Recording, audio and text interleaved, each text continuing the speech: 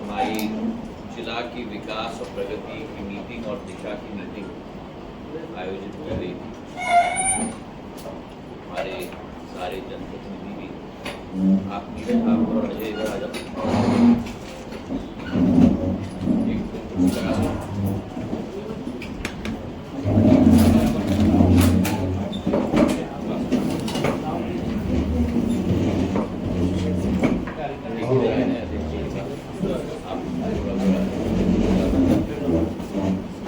आप पीछे आ जाओ।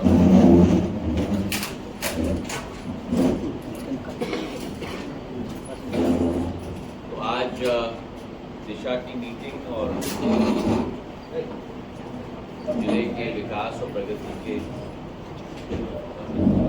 समीक्षा की मीटिंग आयोजित की गई और उसी के साथ जो चुनाव के समय में मैंने अशोकनगर, चंदेरी और मंगावली सभी लोगों से निवेदन किया था कि एक मानचित्र हमें मिलकर बनाना है भविष्य के अशोकनगर जिले का निर्माण का। उसकी पहली बैठक भी करीब 1.5 घंटे की आज प्रबुद्धजनों के साथ तीनों जिलों में आज पूरी बैठक हुई। दोनों बैठकें बड़ी सार्थक हुई। दिशा और विकास और प्रगति के मीटिंग में हमने करीब 35 पॉइंट्स पर बारीकी से चर्चा की। उनमें से कुछ पॉइंट्स मेरे जिम्मेदारी की, उदाहरण के तौर पर जहाँ केंद्र सरकार से उसे मंजूरी दिलवानी, कुछ पॉइंट्स जिला प्रशासन की जिम्मेदारी, कुछ पॉइंट्स राज्य सरकार से हमें स्वीकृत करना। तो एक संक्षिप्त विवरण उन पॉइंट्स का भी मैं आपको देना चाहता हूँ। और इसलिए क्योंकि अशोकनगर की मीडिया ने पिछले मेरे 22 सालों में सदैव एक सहभागी का रोल अदा किया है। कई ऐसे मुद्दे अशोकनगर के मेरे बंधुओं, मीडिया के बंधुओं के द्वारा भी मेरे पास ध्यान आकर्षित कर उस पर हम लोगों ने तीव्र गति से कार्य करके उसे संभव किया। तो आप भी इस कड़ी के एक प्रमुख अंग हो और इसलिए आपको भी सूचित करना और आपके द्वारा जनता के समक्ष ही ये खबर जाए, ये भी महत्वपूर्ण है क्योंकि मंथन से ही और चर्चा से ही असली निचोड़ निकलता है। तो आज के कई बिंदु हैं जिस पर हम लोग ने चर्चा की। पहला मुद्दा है ट्रांसपोर्ट नगर का। अशोकनगर में बहुत दिनों से ट्रांसपोर्ट नगर की मांग उठ रही थी। हमने स्थान तय कर लिया है और 18 तारीख को आर्किटेक्ट और सर्वे टीम आ रही है। 25 तारीख तक हमारे ट्रांसपोर्ट नगर का DPR बन जाना चाहिए, फिर उसे प्रदेश सरकार से मंजूर कराएंगे। दूसरा मुद्दा था, जैसे शिवपुरी में मैंने स्टेडियम बनाया है, गुना में बहुत सालों से मेरी कल्पना थी स्टेडियम बनाने की, तो बीच में 5 साल के लिए एक गैप पड़ गया था। तो स्टेडियम की रफ्तार हम तेज़ी से आगे बढ़ा रहे हैं। और उसी तारतम्य में मैंने निवेदन किया है कि अशोकनगर में भी स्टेडियम बनना चाहिए और ये एक ऐसा स्टेडियम बनना चाहिए जो भविष्य के मांग को मद्देनज़र रखते हुए स्टेडियम बने। सारे खेल, चाहे वॉलीबॉल, बास्केटबॉल, टेनिस हो, आपका क्रिकेट हो, फुटबॉल हो, हॉकी हो, बैडमिंटन हो, टेबल टेनिस हो, सब सुविधाएं उस प्रांगण में होनी चाहिए। और 2 साइट्स हम लोग ने देखे हैं, मालखेड़ी या मोरी राय। जो आर्किटेक्ट ट्रांसपोर्ट नगर के लिए आ रहा है उसकी टीम ही इन दोनों साइट्स की सर्वेक्षण करेगी और 25 तारीख तक हमारे स्पोर्ट्स कॉम्प्लेक्स का भी DPR हम तक पहुँचे, इसकी हम कोशिश करें। एक सांस्कृतिक भवन भी बन रहा है अशोकनगर में, और यही टीम जो आई है वो सांस्कृतिक भवन की भी DPR बनाने जा रही है। मैंने प्रशासन से ये भी निवेदन किया है कि अशोकनगर का हमारा जिला अस्पताल वर्तमान की हमारी क्या कैपेसिटी है, वर्तमान में हमारे कौन से स्पेशलिटीज़ की डॉक्टर्स की ज़रूरत है, कौन से उपकरण की ज़रूरत है, क्या वर्तमान में पर्याप्त है, अगर पर्याप्त नहीं है तो कितने बेड्स हमको बढ़ाने हैं।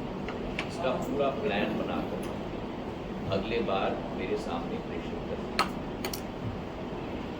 और इसी के साथ एक प्रबुद्धजन ने सूचना भी मुझे दी, 5वां पॉइंट, कि अशोकनगर के अंडरपास में अभी भी कुछ कठिनाई है परमिशन की, वो भी मैंने अपने शीट में रख दिया है। रेलवे विभाग से जल्द उसकी कार्य पूर्ण करके अंडरपास की जनता के लिए हम लोग समर्पित करना है। 6वां पॉइंट है राजघाट से हमारी पानी की सप्लाई। आप लोगों को मालूम है कि मैं कभी भी कल की मांग के आधार पर नहीं, आज की मांग के आधार पर नहीं, लेकिन भविष्य की मांग के आधार पर अधोसंरचना खड़ा करने की कोशिश करता हूँ। उदाहरण के तौर पर ग्वालियर में जो एयरपोर्ट हमने खड़ा किया है 2.5 लाख स्क्वायर फुट का 4 एरो ब्रिज के साथ, वो एयरपोर्ट आज के लिए नहीं, लेकिन अगले 25 साल में ग्वालियर की जितनी भी मांग है उसे पर्याप्त मात्रा में पूर्ण कर पाएंगे। इंदौर भोपाल से भी बड़ा एयरपोर्ट ग्वालियर में आज पहुँच चुका है। और वैसे ही चंदेरी के लिए पानी की योजना जो मैं लेके आया था, तो भविष्य की सोच और विचारधारा के साथ हम लोग लेके आए। और शिवपुरी में मणिखेड़ा की पानी की योजना। वैसे ही अशोकनगर जिले के हमारे 6 के 6 कस्बे, चाहे अशोकनगर शहर हो, चंदेरी हो, ईसागढ़ हो, पिपराई हो, मंगौली हो और शाडोरा हो, वर्तमान में राजघाट से जो पानी एलोकेट हुआ है वो करीब 20.16 MCM। तो इन 20.16 MCM के लिए इन 6 कस्बों के तीव्र गति से हम लोग की अधोसंरचना लग जानी चाहिए, ताकि ये सप्लाई कम से कम हमारे कस्बों तक आज और कल की डिमांड के लिए पहुँच जाए। लेकिन इसी के साथ मैं 2040 की भी सोच रहा हूँ।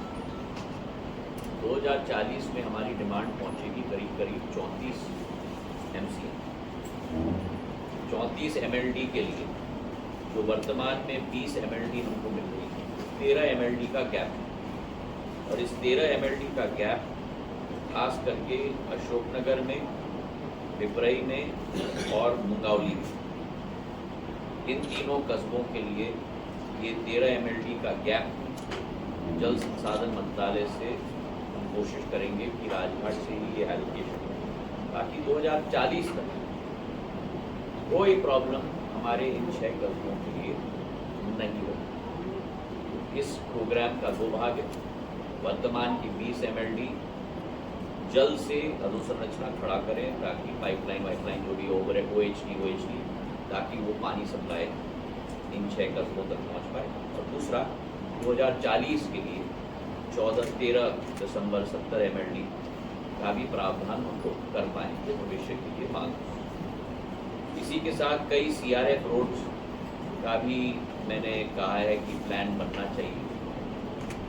हमारे 3 विधानसभाओं के लिए 3 CRF रोड्स का अनुरोध मैंने गडकरी साहब से मांग पत्र में ऑलरेडी कर दिया। अगले हफ्ते मेरी बैठक में उनके साथ होगी। उदाहरण के तौर पर जैसे अशोकनगर का रिंग रोड, तो ज्वलंत मांग, कोशिश होगी कि इनको भी हम लोग स्वीकृत कर पाएँ। वैसे गडकरी साहब का विशेष आशीर्वाद हमारे साथ, प्रधानमंत्री जी का विशेष आशीर्वाद हमारे साथ, हमारे संभाग के साथ सदैव रहा है। अभी निकट पूर्व में ही आप लोगों को सूचना भी मिली होगी कि आगरा से ग्वालियर का एक्सप्रेस 4,316 करोड़ रुपए, 6 लेन का एक्सप्रेस वे प्रधानमंत्री जी के आशीर्वाद से, गडकरी जी के आशीर्वाद से और मोहन यादव जी के साथ स्वीकृत हो चुका है। ये ग्वालियर और पूरे संभाग की फिजा बदली है। वर्तमान का हाईवे आगरा से ग्वालियर जो बामोर से, मुरैना से, धौलपुर से आगरा तक जाती है, 120 किलोमीटर। हम इस हाईवे को जो 2 लेन की हम नहीं छुए, ये यथावत ही रही। दूसरा अलाइनमेंट करीब 3-4 किलोमीटर दूर 88 किलोमीटर का हम लोग ने पाया। इससे 2 लाभ। नंबर 1, इन शहरों के लिए वो 2 लेन रोड अब शहरों की रोड समान होगी, जहाँ कनेक्टिविटी बढ़ जाएगी। दूसरा, 6 लेन हाईवे इसी के पैरेलल बन रहा है। दूसरा लाभ, जहाँ 120 किलोमीटर का होता था, अब केवल 88 किलोमीटर का है। तो ग्वालियर से आगरा की दूरी हम लोग 50 मिनट में तय कर पाएंगे। आगरा के लिए भी मैंने बाईपास इसमें इंक्लूड किया है और ग्वालियर के लिए भी मैंने बाईपास इसमें इंक्लूड किया है। तो आपको या किसी को ना ग्वालियर शहर से गुजरना पड़ेगा, ना आगरा शहर से गुजरना पड़ेगा। सीधा हमारा NH के हाईवे से आप ग्वालियर से आगरा के हाईवे पे जुड़ जाओगे और सीधा आगरा पहुंचते ही आप बाईपास करके यमुना एक्सप्रेसवे पे जुड़ जाओगे। ये एक ऐतिहासिक योजना है जो प्रधानमंत्री जी, गडकरी साहब ने और मोहन यादव जी ने ग्वालियर चंबल संभाग के लिए किया। ऐसे ही ये CRF रोड्स के लिए हम लोग कोशिश करेंगे। अगली योजना हमारी जनमन योजना है। भारत सरकार ने 24,000 बसाहटों के लिए 12,500 करोड़ रुपए स्वीकृत किए हैं, इनके विकास और प्रगति के। इसमें 400 बसाहट अशोकनगर जिले में, 375 ग्रामीण क्षेत्र में और 25 शहरी क्षेत्र में। 9 मंत्रालय इन बसाहटों में काम करने वाले। अब हर बसाहट में अलग संख्या के मंत्रालय काम करेंगे। कहीं 9 के 9 काम करेंगे, कहीं 5 काम करेंगे, कहीं 4 काम करेंगे, कहीं 7 काम करेंगे। मैंने प्रशासन से निवेदन किया है कि 400 के 400 बसाहटों की एक प्रश्न की अलग अलग सूची बननी चाहिए।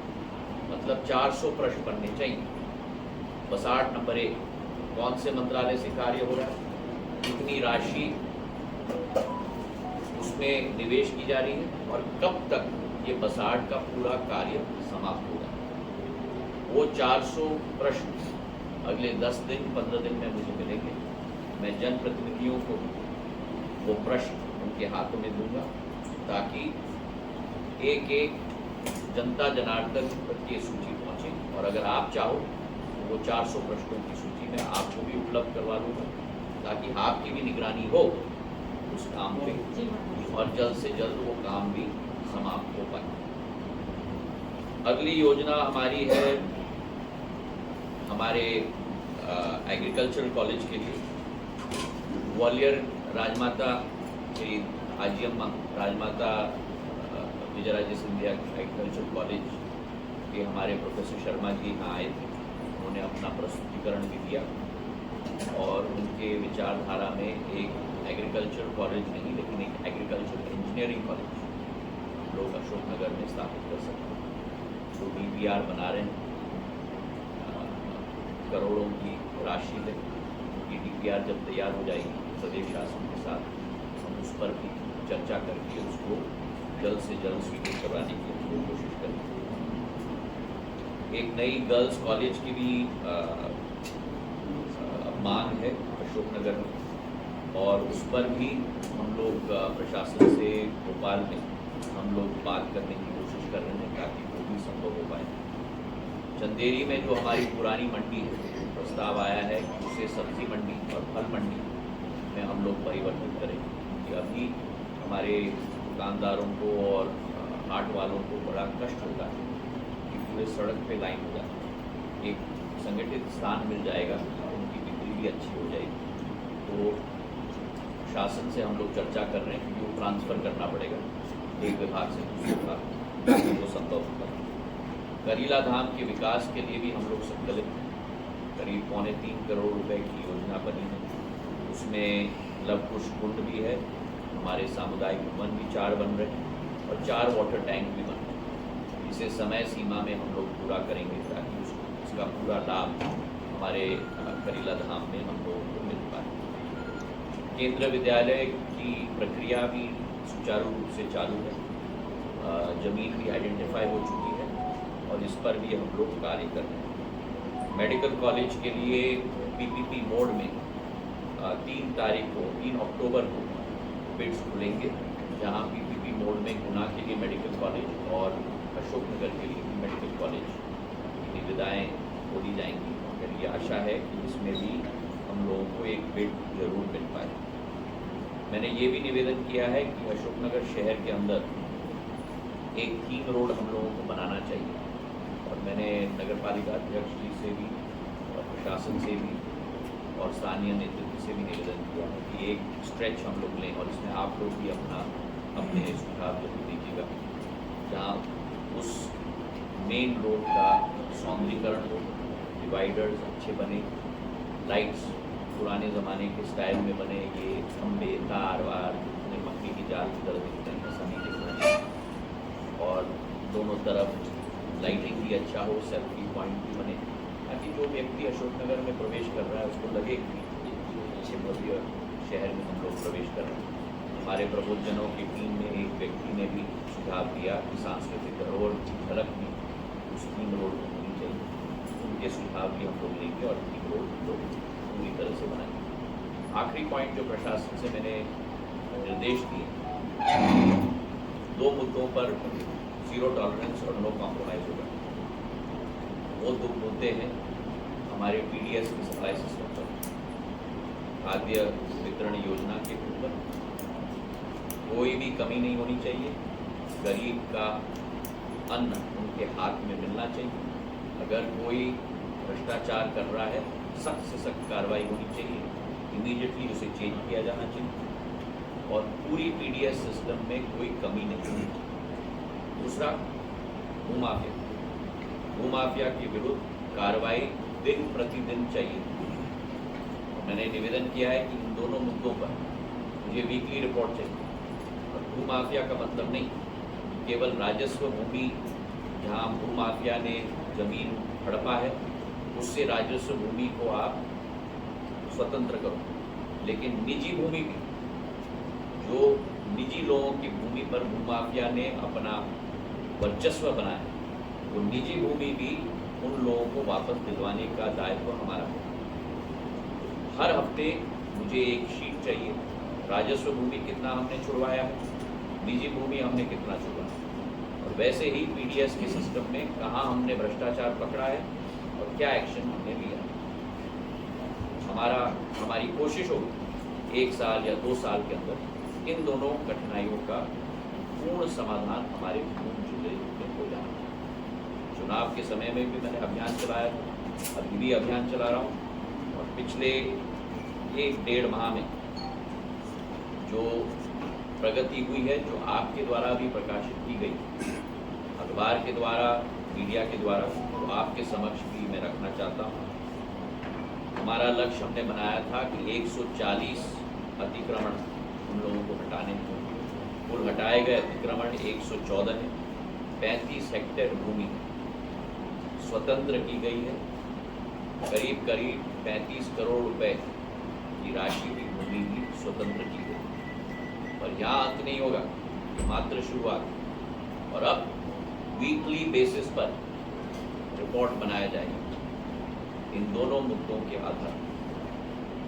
2 चीज़ जहां आप लोगों ने मेरा ध्यान आकर्षित किया था, एक मुंड्रा कला के ग्रामीण हमारे परिवारगण रस्सियों से नदी पार करते हैं, उस पर तीव्र गति से हम लोग ने एक्शन लिया है। 2 करोड़ का DPR बन चुका है। ये प्रस्ताव मैंने माननीय मुख्यमंत्री जी को भी भेजा है और PWD विभाग के साथ मेरा ऑफिस फॉलोअप कर रहा है। जल्द से जल्द ये स्वीकृत हो ताकि इस समस्या का समाधान हम लोग निकाल पाएँ। दूसरी बात, आपने कहा था कि मुक्तिधाम निर्माण का जो प्रॉब्लम है अंतिम संस्कार का मुंगावली, कोई व्यवस्था नहीं है करके आप लोगों ने प्रकाशित किया था। मरम्मत का कार्य वहाँ पूर्ण हो चुका है, टिन शेड भी लगाई दी गई है और पूर्ण रूप से वहाँ व्यवस्था अब पूर्ण रूप से लगाई गई है और सभी लोगों के लिए कठिनाई न हो इसका हम लोग ने अनिवार्य रूप से हम लोग ने एक्शन किया। तो आपका भी जो रिपोर्ट होता है उस पर मैं ध्यान रखता हूँ, चाहे मैं दिल्ली में हूँ, चाहे मैं अशोकनगर में हूँ, चाहे गुना में हूँ, आपकी कटिंग को पहुँचती और आपके बोले बिना आपके रिपोर्ट पर एक्शन लिया जाता। ये सूचना आपके समक्ष में रखना चाहता हूँ। ये रही प्रशासन के साथ बैठक, हमारे प्रबुद्ध जनों के साथ बैठक। कृषि पर 3 सुझाव आए हैं, चिकित्सा और स्वास्थ्य पर 3 सुझाव आए हैं, शिक्षा पर और खेल पर 12 सुझाव आए, रेल आधारभूत संरचना पर 13 सुझाव आए, सड़क पर 5 सुझाव आए, नगरीय विकास पर 5, दूरसंचार पर 1, सांस्कृतिक धरोहर एवं पर्यटन पर 9 और रोजगार पर 3। कुल मिलाकर 54 सुझाव आज प्रबुद्ध जन के सम्मेलन में मेरे समक्ष आए और बहुत सुंदर प्रेजेंटेशन हमारे प्रबुद्ध जनों ने किया है। बड़ी मेहनत और मशक्कत लेकर मैं उनको, हमारे स्थानीय नेतृत्व को दिल के गहराइयों से धन्यवाद अर्पित करना चाहता हूँ कि बोलना बहुत आसान है, लेकिन ऐसा करके प्रेजेंटेशन बनाकर लाना आसान काम नहीं। तो मैं उनको धन्यवाद अर्पित करना चाहता हूँ और मैंने उनसे निवेदन किया है, ये हमारी पहली बैठक थी। अगली बैठक में इन 54 पॉइंट्स फेज़ 1 और फेज़ 2 में हम लोग बांटें और फेज़ 1 में जितने पॉइंट्स रखे जाएंगे इन 54 में से, चाहे 10 हो, 12 हो, 15 हो, उनको A, B और C श्रेणी में हमको रखना चाहिए। A श्रेणी जिस पर तीव्र गति से हम फौरन काम कर सकते हैं, B श्रेणी जहाँ हमें अभी काम करना पड़ेगा पर थोड़ा समय लगेगा, और C श्रेणी जो लॉन्ग टर्म है। अब ये टीम मेरी, यहाँ प्रशासन भी होगी, हमारे जनप्रतिनिधि भी होंगे, प्रबुद्ध जन भी होंगे, ये फेज़ 1 और फेज़ 2 में डिवाइड करके मेरे समक्ष में A, B, C की श्रेणी में रखेंगे। उसके बाद उस पर हम लोग कार्य करेंगे। ये भी खुशी की बात है, इस प्रेजेंटेशन के 54 पॉइंट्स में कई ऐसे पॉइंट्स जो ऑलरेडी मेरे डैशबोर्ड में सम्मिलित हैं। तो मतलब कि हमारा दिल और दिमाग भी कॉमन में हम लोगों का काम हो रहा है। तो यही हमारी पिछले 3 घंटे की बैठक रही है, जैसे मैंने कहा सार्थक रही है और उसका एक्शन टेकन रिपोर्ट भी आपके समक्ष में एक समस्या है उसमें क्या है कि 2009 में जब यहाँ आपको वर्षा हुई थी तो हमारी में 14 फीट पानी शेष था। वर्तमान में अभी बारिश होने के बाद में 13 फीट पानी है, यानी इस बार गर्मियों में गर्मियों में जनवरी तक ही शायद पानी की सप्लाई हो पाएगी। तो ऐसे में सज्जू बरगेड़ा से अगर 6 इंची की पाइपलाइन करके अगर हमारी में आ जाती तो हमारी यथावत रहेगा और उसका पानी उसमें मिलेगा तो अक्टूबर के लिए हमारी जरा आप लिखने में दे दो। जी मैम, पर मैंने आपको समझा दिया कि प्लान क्या है 2040 तक। अरे तहसील कार्यालय के सामने 30 बीघा जमीन है मंसूर मिल के नाम से, शासन ने जिनिंग फैक्ट्री लगाने के लिए दी थी। क्या फैक्ट्री? जिनिंग फैक्ट्री, और वो शासन को वापस होना चाहिए। उन्हें कलेक्टर भी आदेश कर चुकी है 2002 में, और वो मामला हाई कोर्ट में चल रहा है। हाई कोर्ट में चल रहा है तो नहीं, उसमें हाई कोर्ट में भी डायरेक्शन आ गया सर, 4 जुलाई को हटाई जाए, वो क्यों हटाएगा? हाई कोर्ट ने जजमेंट दे दिया, आदेश दे दिए, 4 जुलाई का आदेश दिए। हाई कोर्ट में अगर कोई विचार निर्माण है तो वो सब कुछ नहीं कर सकता। अगर हाई कोर्ट ने जजमेंट दे दिया है कि आप फलाना करो, वो आप मुझे दो करवा दो। आप जरा देख के आपने चंदेरी रेल लाइन के लिए एक पत्र भी लिखा था, वो उसको लेकर क्या आप प्रयास लगाया जाता है, कब तक ये नहीं, पहले तो रेल विभाग को DPR बनाना पड़ेगा, उसके इंटरनल रेट ऑफ रिटर्न देखना पड़ेगा, वो लॉन्ग टर्म प्लान में आएगा। आप मुझे नहीं लगता आप समझते हैं कि रेल लाइन बनाने में कितनी मेहनत मशक्कत लगती है। रेल लाइन एकदम नहीं बन जाती है, आपने चिट्ठी लिख दी तो बन जाती आप बिल्कुल काफी प्रयास कर रहे है। मैं लगाऊँ उनका मतलब आपने 54 पॉइंट जो रखे हैं, मैंने 54 नहीं रखे, वो प्रबुद्ध जन ने रखे। प्रबुद्ध जनों के जो 54 पॉइंट आपके पास आए, इसमें इंडस्ट्रियल एरिया अशोकनगर में घोषित तो कर दिया गया, मगर इंडस्ट्री आज तक न रहा। आपने बहुत, आपका नाम क्या? सुनील कन्हैया। सुनील जी ने बहुत अच्छा पॉइंट निकाला है। ये मैंने मुद्दा गुना में भी उठाया था। केवल इंडस्ट्रियल एरिया, उसको क्या कहते हैं, MIDC, औद्योगिक क्षेत्र, MPIDC, हाँ औद्योगिक क्षेत्र, केवल औद्योगिक क्षेत्र रेखांकित करने से कुछ नहीं। हमारा ऑब्जेक्टिव होना चाहिए कि, और मैं पूरे संसदीय क्षेत्र को एक स्वरूप में देखा, अशोकनगर, वलरनी, गुना, वलरनी, हमारा उद्देश्य होना चाहिए कि निवेश हम लोग कोशिश करें लाने की। आपको मालूम भी है कि ग्वालियर में 28 तारीख को, मैं धन्यवाद देना चाहता हूँ मुख्यमंत्री जी को, मेरे निवेदन पर उन्होंने स्वीकार किया। 28 तारीख को ग्वालियर में इन्वेस्टर्स मीट हो रही, वहाँ भी हम लोग कोशिश कर रहे हैं, चर्चा कर रहे हैं। मेरे 1-2 लोगों से चर्चा हो रही है। मेरी आदत आपको मालूम, जब तक कुछ सील बंद न हो और फाइनल न हो, मैं अपना मुंह नहीं खोलूँ। रिफाइनरी पे आधारित उद्योग, हमारे रिफाइनरी पर आधारित उद्योग, भारत साहब एजुकेशन के क्षेत्र में यदि हम गुजरात की तर्ज पर यहाँ पर भी डिजिटल एजुकेशन चालू करें अपने मध्य प्रदेश को पहले जो मूलभूत ढांचा है उसको हमको खड़ा करना। एक शिक्षा, नमस्कार, आप देखो तो आप मुस्कुरा रहे हो। और आप इतने बम्पर बोर्डों से जीते, उसके लिए आपका बहुत बहुत और एक एक बोर्ड के पीछे सैकड़ों अपेक्षाएं रहती हैं। बिल्कुल बिल्कुल और उन अपेक्षाओं में हम सब लोग हैं। बिल्कुल उन अपेक्षाओं को हमें पूरा करना है। मेरा आपसे एक छोटा सा सुझाव है, अशोकनगर जिले में यदि गो अभ्यारण्य बनवाया जाए, गो अभ्यारण्य, तो इसमें बहुत अच्छा है। गाय जो है ना, आज मवेशी जो है ना, मारा मारा घूम रहा है सड़कों आप पर। जरा एक अच्छा सा प्रस्ताव बना के मैं घूमा बिल्कुल, ये बिल्कुल सही। वो अभ्यारण्य और ये केवल आप अशोकनगर की बात न करो, आप कहो पूरे प्रदेश में। हाँ, प्रदेश। ये संकट पूरे प्रदेश में, हाँ, और हमको उनकी रक्षा करना है। आप बिल्कुल अच्छा सुझाव है, जरा एक बना के मुझे दे दो। मैं घूमा। Thank you. अशोकनगर मध्य प्रदेश का पहला जिला है यहाँ पर जल महोत्सव संघ 2004-1947 से चल रहा है। इस कारण यहाँ जमीनों के विवाद अलग से मुझे दे दो, मैं भी करूँगा। मैं भी एक